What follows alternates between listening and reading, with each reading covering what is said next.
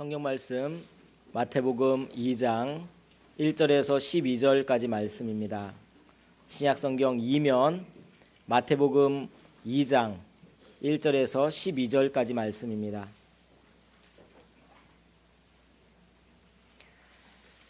한 절씩 교독하시겠습니다.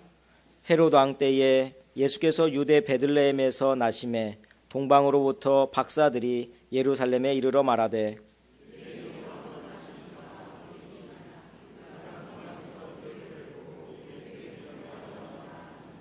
헤롯 왕과 온 예루살렘이 듣고 소동한지라.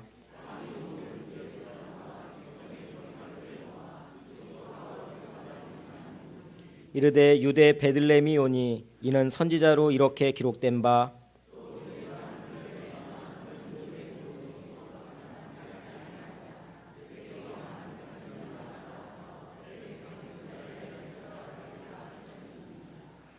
이에 헤롯이 가만히 박사들을 불러 별이 나타난 때를 자세히 묻고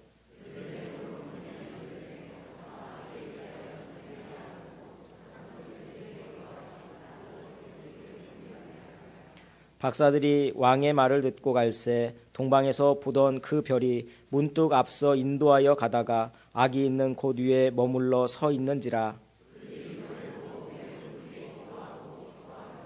집에 들어가 아기와 그의 어머니 마리아가 함께 있는 것을 보고 엎드려 아기께 경배하고 보배압을 열어 황금과 유향과 모략을 예물로 드리니라.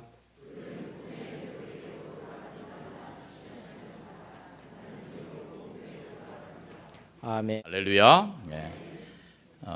벌써 다음 주면 크리스마스 이브입니다.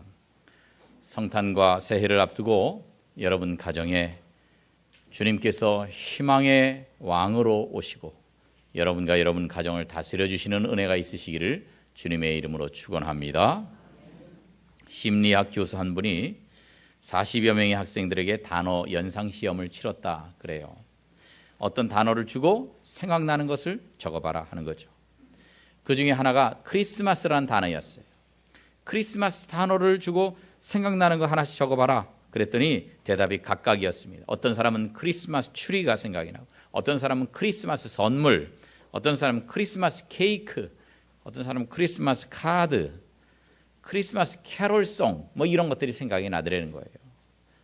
그런데 많은 이 학생들 대답 가운데 예수님의 생일이라고 적어낸 학생은 단 한 사람도 없었다는 겁니다. 크리스마스는 예수님의 생일인데 이 한 사람의 생일을 이토록 전 세계가 경축하고 기뻐하는 것은 결코 우연이 아닙니다. 왜냐하면 예수님은 만왕의 왕이시고 온 인류의 구주이시기 때문에 그렇습니다. 그런데 이 학생들처럼 자칫 잘못하면 크리스마스의 다른 것들 때문에 주인을 잃어버린 생일이 되기가 쉽습니다. 왜? 여러분 생일인데 온 가족들이 여러분한테는 축하한다는 얘기도 안 하고 지네끼리 축하를 하고, 여러분에게는 생일인데 선물도 안 하고 지네끼리 선물 주고받고, 여러분 생일인데 여러분 모르고는 그냥 가만히 집에 내버려두고 지네끼리 외식하러 나가면 얼마나 괘씸하겠습니까? 예수님 생신이 크리스마스인데 예수님하고 별 관계없이 우리끼리만 즐기고 우리끼리만 재밌게 노는, 우리끼리만 선물을 주고받는 그런 성탄절이 되면 안 되지 않겠습니까? 예수님은 우리를 위해 이 땅에 오셨습니다. 그리고 이 땅의 왕으로 오셨습니다. 그런데 이 예수님을 왕으로 인정하지 않는 사람들이 많이 있었습니다. 그 중에 한 사람이 헤롯이라는 사람입니다. 헤롯은 자신을 왕으로 섬기는 사람이었습니다. 오늘 본문 1절에 보니까 동방으로부터 박사들이 왔다 그랬어요. 이 박사들은 마고이입니다. 잘 들으세요. 잘못 듣고 집에 가가지고 엄마 난 처음 알았어요. 동방 박사들이 마귀래요. 마귀. 사탄 마귀래요. 누가 그래? 우리 목사님이 그래요. 너희 목사님 이단 아니냐? 잘 들어야 돼요. 마귀가 아니고 마고이예요. 마고이. 헬라어인데 이건 이제 복수형입니다. 단수형은 마고스. 이거는 이제 우리말에는 박사라고 번역을 했는데 더 정확하게 말하면 점성가들입니다. 그리고 하늘의 별들을 연구하는 사람들이니까 천문학자인 셈입니다. 그래서 박사라고 해도 과히 틀린 말은 아닙니다. 그런데 이들은 별을 연구하다가 이 땅에 메시아 진정한 왕이 탄생하신다, 그것을 발견하고 그 별을 따라서 먼 거리를 마다하지 않고 산을 넘고 강을 건너 이스라엘까지 그리고 예루살렘까지 왔습니다. 그 예루살렘이 이제 수도이니까 거기서 만나는 사람마다 붙잡고 물어봅니다. 2절 말씀에 유대인의 왕으로 나시니가 어디 계시냐? 우리가 동방에서부터 그의 별을 보고 그에게 경배하러 왔는데 도대체 어디 계시냐? 어디 계시냐? 사람들 전부 다 붙잡고 물어보는데 모르는 거예요.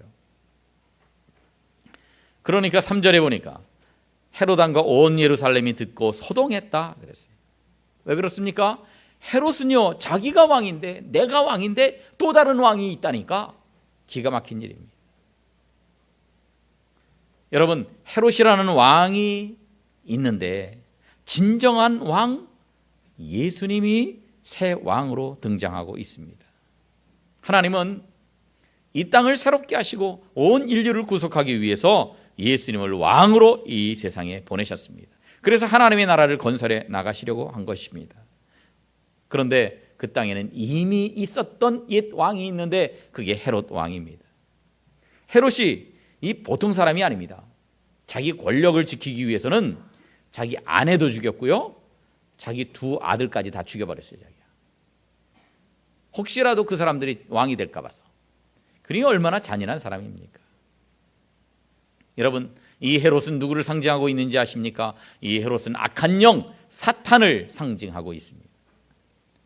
사탄은 예수님 오시기 전부터 이 세상을 지배하는 영입니다.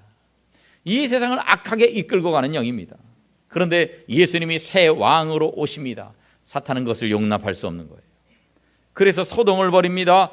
새 왕을 죽이고 예수님을 죽이고 자신이 더 권력을 유지하겠다고 하는 것입니다. 그런데 여러분, 이 헤롯은 사탄의 상징일 뿐만 아니라 헤롯은 바로 우리 자신의 상징인지도 모릅니다. 예수님 믿기 전에 나의 왕은 나 자신이었습니다. 내 인생에서 모든 결정은 내가 내립니다. 모든 판단은 내가 합니다. 하나님 판단 없고 내 판단으로 내가 결정합니다. 내가 하고 싶은 말 기분 내키는 대로 내가 합니다. 내가 하고 싶은 행동 내가 판단해서 내가 행동에 옮깁니다. 내 인생의 모든 결정을 내가 스스로 내리는 내 인생의 왕이 나였습니다. 우리 자신이 믿기 전엔 그랬습니다. 그러면 이제 예수님을 믿고 나서 어떻게 돼야 됩니까? 내 인생에서 내가 왕이 되면 안 되고 예수님이 왕이 되셔야 되는데, 그런데 여전히 우리는 나 자신을 왕으로 섬기고 있지 않습니까? 예수님 믿는데도 내 마음대로 살아가고 있지 않습니까? 예수님 믿는데도 주님이 원하시는 것 관계없이 내가 원하는 대로 결정하고 있지 않습니까? 내가 가지고 있는 기득권을 내려놓기 싫어합니다. 헤롯 왕처럼. 예수 믿는 것 때문에 손해볼 줄 알아야 되는데 예수 믿는 것 때문에 손해보는 것은 싫습니다. 그래서 8절에 보면 박사들을 가만히 불러서 베들레헴으로 보냅니다. 베들레헴으로 보내면서 뭐라고 말을 합니까? 8절 말씀, 아기에게 대하여 자세히 알아보고 찾거든 내게 알려달라. 그러면 나도 가서 그에게 경배할 것이다. 말은 그럴싸하게 하지만 그러나 경배할 생각은 추호도 없습니다. 이 이야기를 죽이고 싶은 겁니다. 없애고 싶은 겁니다.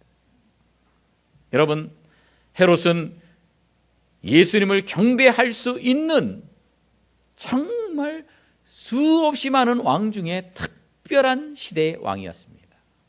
그 예수님께 경배할 수 있었던 기회를 맞았습니다. 그런데 자신을 지키기 위해서 자신의 기득권을 유지하려고만 하다가 예수님을 죽이라고 하는 엄청난 영아 살해 이 지시의 주인공이 되었던 것입니다. 사랑하는 성도 여러분, 혹시 우리도 헤롯 왕처럼 그렇지 않습니까? 아직까지도 나 자신을 왕으로 삼고 있지 않습니까? 주님께서 오셔서 내가 왕이 되겠다 하는데 싫습니다. 내가 왕이 될 겁니다. 그러면서 예수님을 내어 쫓거나 예수님을 죽이고자 하는 헤롯같이 살고 있지는 않습니까? 모든 것은 내가 결정하고 내 기분대로 살고 내가 하고 싶은 말을 하고 그리고 내 이익을 위해서 살아가고 있지 않습니까? 바라기는 헤롯처럼 그렇게 나 자신을 왕으로 삼는 것이 아니라 예수님을 왕으로 섬기면서 예수님께 경배하는 복된 주의 백성들 되시기를 주님의 이름으로 축원합니다. 두 번째, 서기관이 있습니다. 이 사람들은 지식을 왕으로 섬겼습니다. 4절 말씀에 보니까 백성의 서기관들을 모아 그리스도가 어디서 나겠느냐 이렇게 물었어요. 서기관들을 모아. 이 서기관들은 뭐 하는 사람들이냐면 구약 율법에 능통한 사람들입니다. 성경을 쓰는 사람들입니다. 그냥 쓰기만 하는 사람이 아니에요. 이런 사람들은 구전에 해박한 지식을 가진 사람들이었습니다. 일종의 율법 해석자였고 교사였습니다. 또 이 사람들은 율법사라고 하는 이름으로 불려지기도 했고요. 또 랍비로 호칭되기도 했습니다. 그런데 여러분, 이렇게 성경을 잘 아는 이 본문 속의 서기관들을 보십시오. 이 사람들이 예수님이 탄생하셨다, 메시아가 탄생하셨다, 즉시 달려가서 베들레헴에 1등으로 가서 경배를 했어야 되는데 그렇게 했습니까? 아닙니다. 좀 걸음이 늦어서 꼴등으로 가서 경배했습니까? 그것도 아닙니다. 이 사람들은 전혀 경배하지 않습니다. 예수님께 관심이 없습니다. 그러면 서기관들이 예수님이 태어나셨다는 소식을 몰라서 그랬을까요? 3절 말씀해 보니까 이렇게 나와 있어요. 다 같이 읽어볼까요? 시작. 헤롯 왕과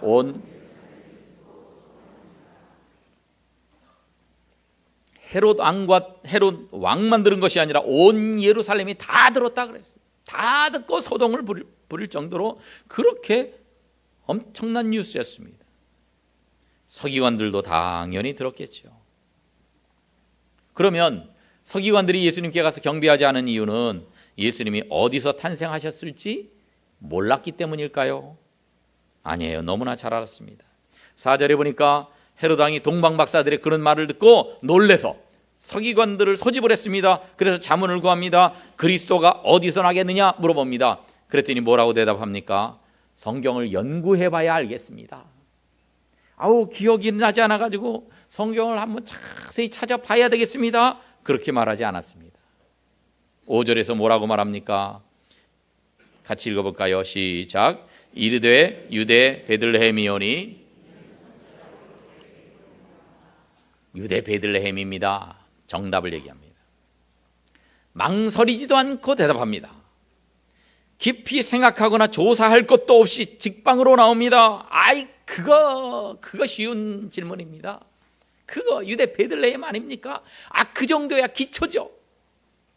잠시도 머뭇거리지 않고 즉시 대답합니다. 그러면서 5절 하반절에 보니까 이는 선지자로 이렇게 기록된 바, 이건 뭐냐면 구약 성경에 다 기록되어 있지 않습니까? 미가서 5장 2절에 기록되어 있지 않습니까? 그러면서 오늘 본문 6절에서 그 미가서 5장 2절을 성경을 찾아보지도 않고 절절절절 얘기합니다. 또 유대 땅 베들레헴아 너는 유대 고을 중에서 가장 작지 아니하도다. 내게서 한 다스리는 자가 나왔습니다. 내 백성 이스라엘의 목자가 되리라. 그렇게 다 기록되어 있지 않습니까? 그러니까 메시아가 태어난다면 거기입니다. 베들레헴입니다. 여러분, 이들의 성경 지식은 탁월했습니다. 굉장히 뛰어났습니다. 성경의 모든 것들, 구약 성경을 해석하는 것도 제대로 했습니다. 예수님이 태어나셨다는 것도 들었고 그 장소도 성경을 통해서 잘 알고 있었습니다. 그런데 왜 예수님이 탄생했을 때 찾아가 경배하지 않았을까요?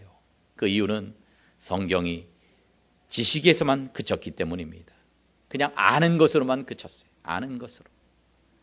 여러분, 우리가 성탄절이 될 때마다 수없이 성경 말씀을 듣고 읽습니다.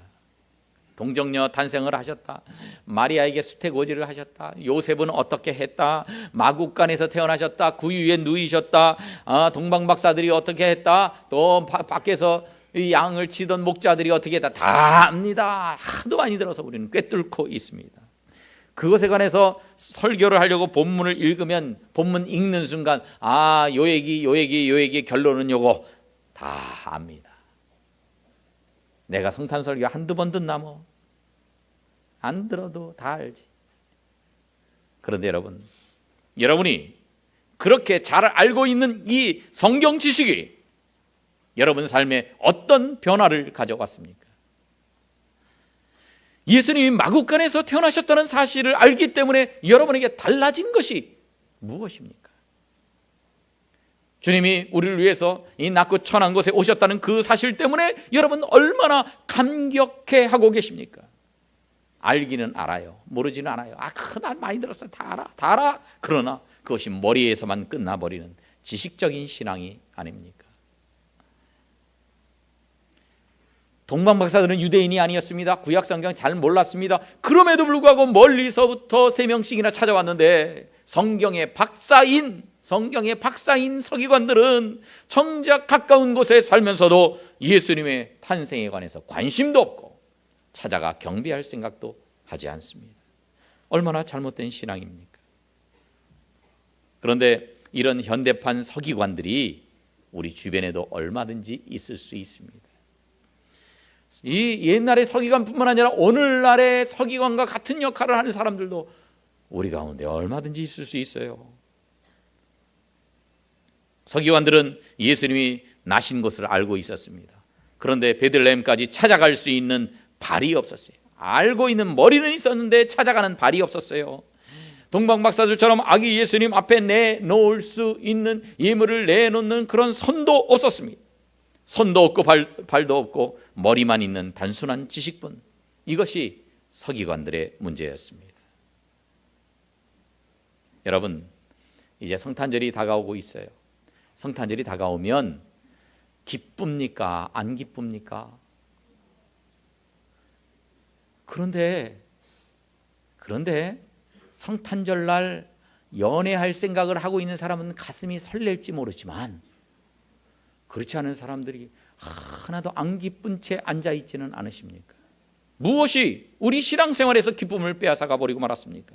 성탄절이 되었는데 나를 위해서 이 세상에 오신 주님 때문에 감격과 기쁨이 가득하지 않습니까? 무엇 때문입니까? 머리만 있고 손발이 없는 지식적인 신앙 때문입니다. 오늘 우리 가운데 이런 현대판 서기관들로 우리가 앉아있지는 않습니까?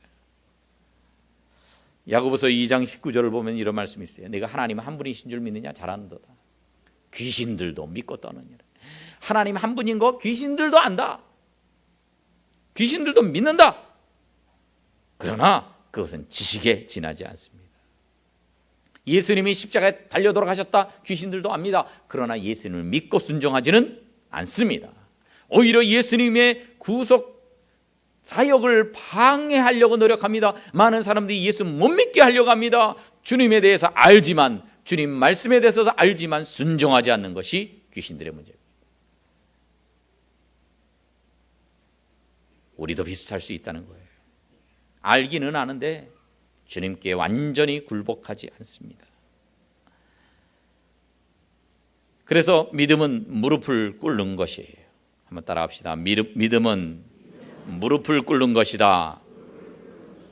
그냥 무릎만 꿇는 것이 아니라 마음의 무릎을 꿇는 것, 진정으로 주님 앞에 엎드리는 것, 주님 앞에 순종하는 것, 이것이 진짜 믿음이에요.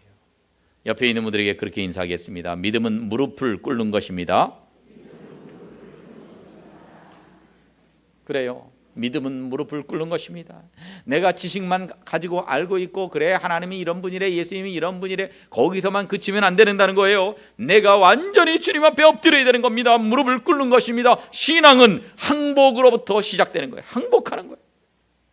오늘 우리가 예배를 드리고 있는데 주님께 대한 경배, 즉 예배도 항복입니다. 항복이에요. 선배여해지옵소서 손들겁니다.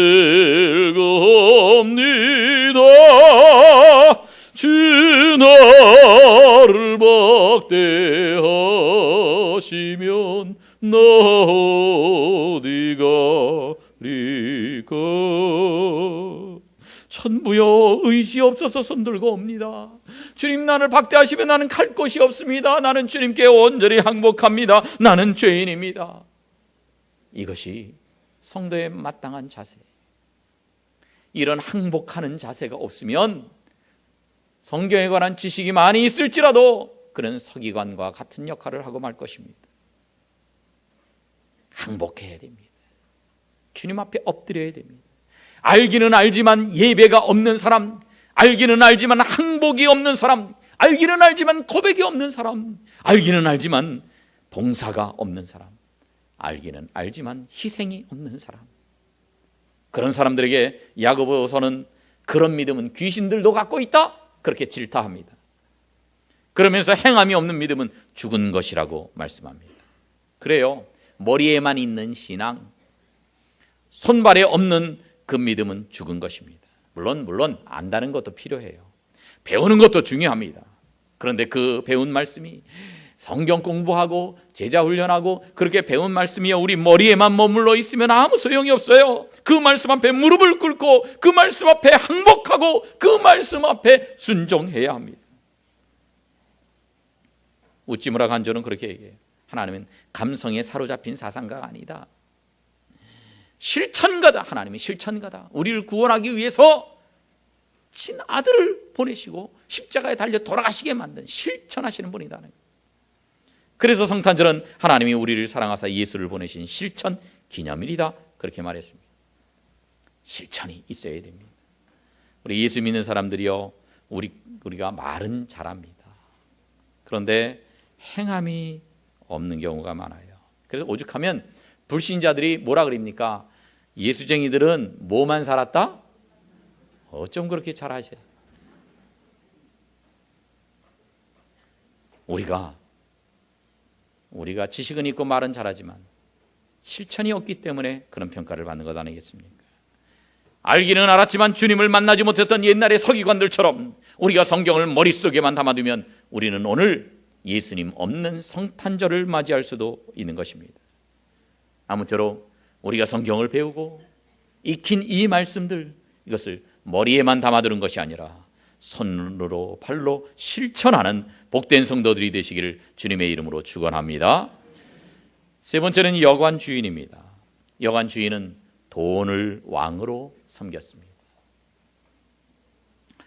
누가복음 2장 7절에 보니까 여관에 있을 곳이 없어서 이 마구간에서 그 말 구유에 예수님을 뉘어놓을 수밖에 없었다 그랬어요.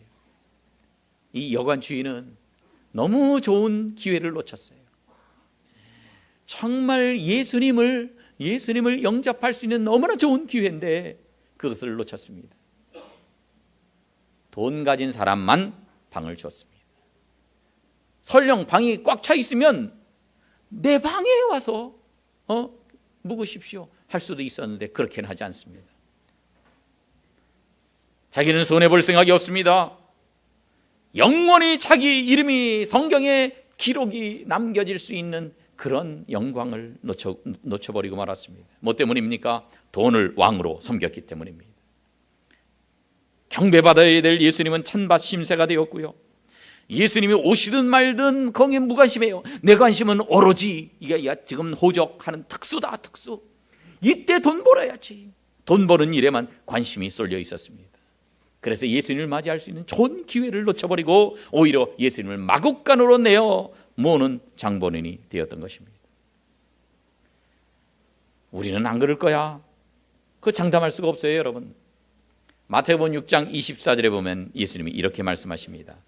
이 앞에 나온 것만 같이 읽어볼까요? 시작. 한 사람이 두 주인을 섬기지 못할 것이니. 아멘. 한 사람이 두 주인을 섬기지 못한다는 거예요.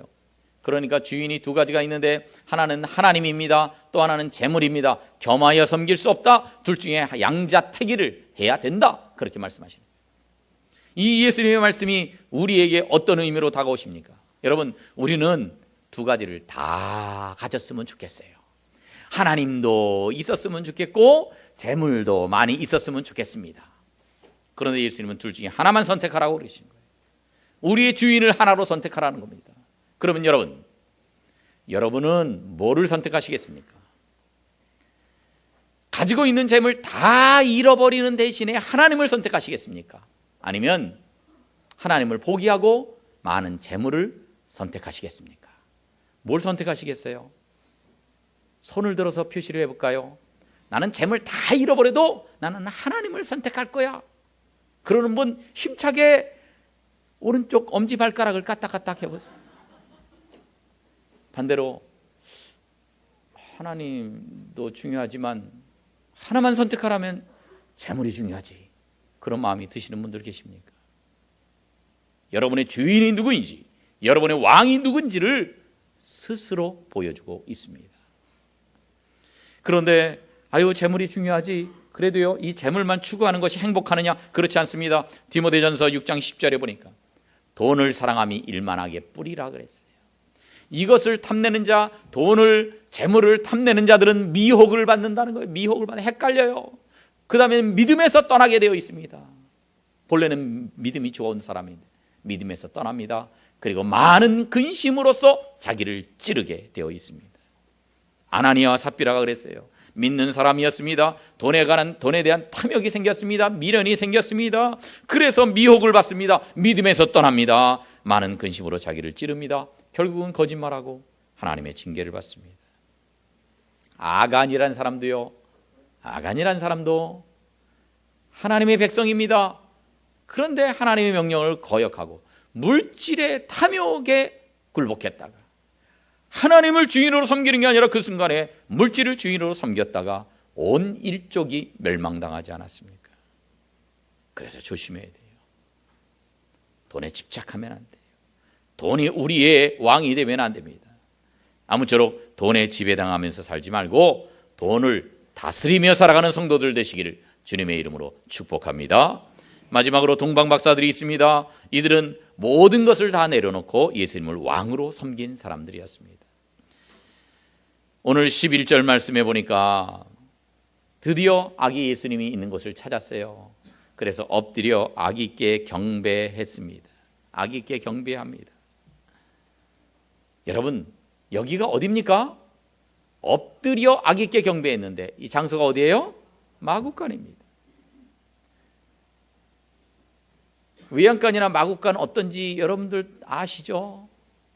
거기 무슨 좋은 장판이 깔려 있는 게 아닙니다. 대리석이 깔려 있는 게 아닙니다. 거기는요, 그냥 볏짚 같은 거 있고 거기 오물이 있고 그 물이 밑에, 그 볏짚 밑에 그냥 철렁철렁 있는데 그 온갖 배설물들입니다.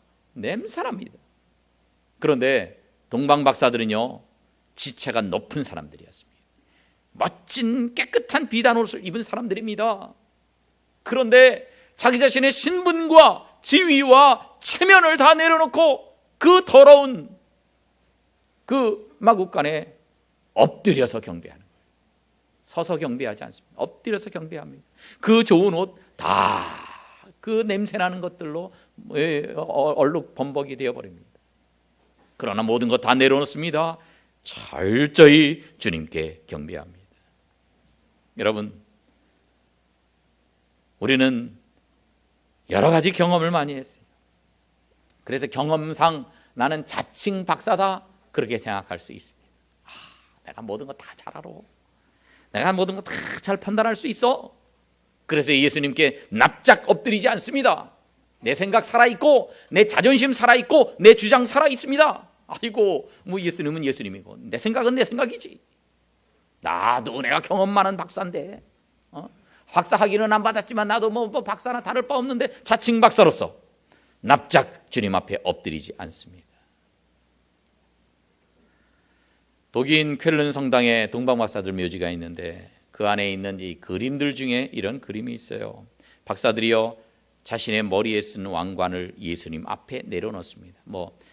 황금, 유향, 모략뿐만 아니라 왕관을 내려놓는 그림이 있어요. 그것은 무엇을 의미하느냐? 나의 권위나 나의 학식이나 나의 경험이나 나의 지위를 다 내려놓고 예수님을 왕으로서 전폭적으로 인정하고 섬기겠다는 말입니다. 지금 우리의 모습은 어떻습니까? 내 머리에 내가 왕이라고 스스로 씌운 왕관이 우리 머리 위에 있지 않습니까? 여전히 내가 왕입니다.